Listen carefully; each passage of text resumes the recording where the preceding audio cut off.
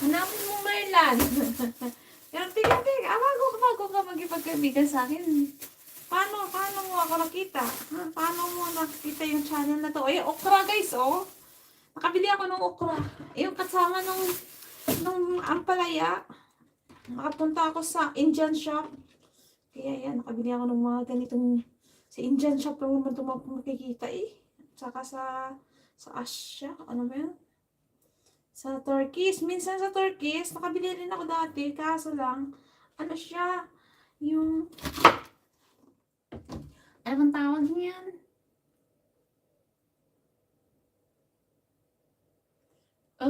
Hindi siya masyadong maganda. Ito siya, maganda siya. Oh. Kaso lang, tagal naman sa ref.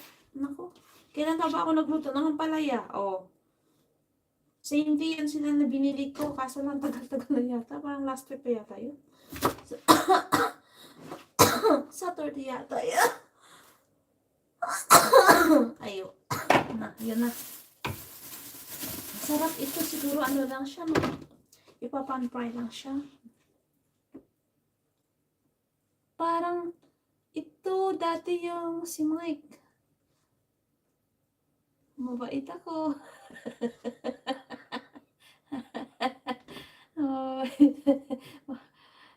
Mabubuti kami, Mike. Nakalimutan ko na. Ito ba yung si ano, yung si Charis yata yung nag-ano, ano ba, naalala mo yun eh, sa kayo, Mike? Mike, taga saan ka, Mike? Sa Cavite ka ba, Mike? Taga saan ka?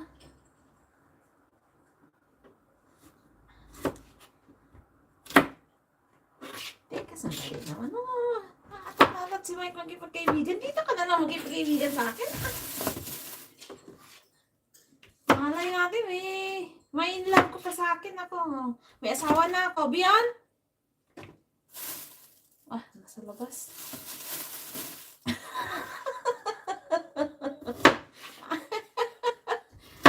Ano yung asawa ko? Asawa ko! Kom! Sulat. Panganiban, ex ni Derek.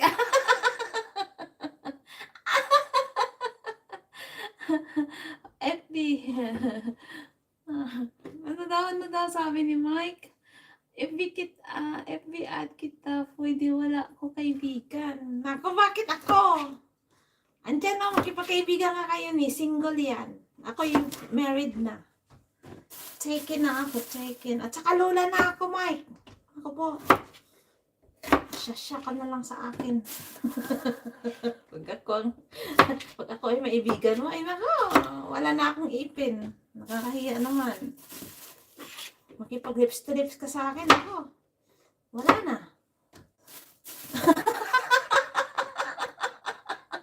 Agay! Napunta na ko sa akin. Agay. Inubot tuloy ako. Ay, ginoo ko. Di, pinapatawa ko lang kayo, ha? Okay. Gusto? Ano daw? Ano daw sabi ni Mike? Ba? Pwede nga. Pero huwag na mawag ka may love sa akin, ha? At bawal ako utangan, ha? Kasi, wala talaga akong trabaho, Mike. Ako'y may bahay lang. 10 yung mga anak ko. Hindi, 16 pa lang. Di ba yung kapatid ko? 16 yung mga apo ko. Hindi, apo. Pamangkin ko. Marami kaming mga ano ang tawag niyan dyan? Pakilala ka muna, Mike. Napagdiskatihan ka na naman namin, Mike, ha? Pero thank you naman, ha? At nadalaw-dalaw ka din sa akin. Nakipagkulitan sa amin.